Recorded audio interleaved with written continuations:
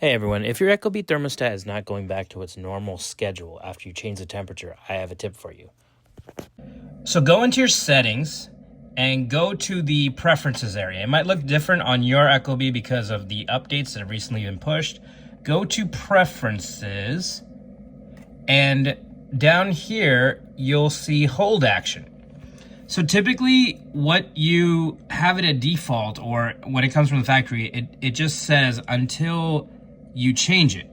But you need to change this to until the next schedule activity, because what happens is if you're about to change the temperature and you already have a set schedule that you do daily, I'm going to drop it down to 74 in this example.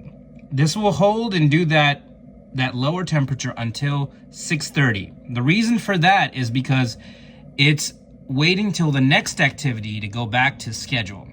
A lot of people get tripped up on this because once you hold it at 74, it just stays there the entire time, and now it doesn't go back to the schedule. So this will help you go back to your set schedule, and this is just a temporary, 74 degrees that I'm just doing till 6:30.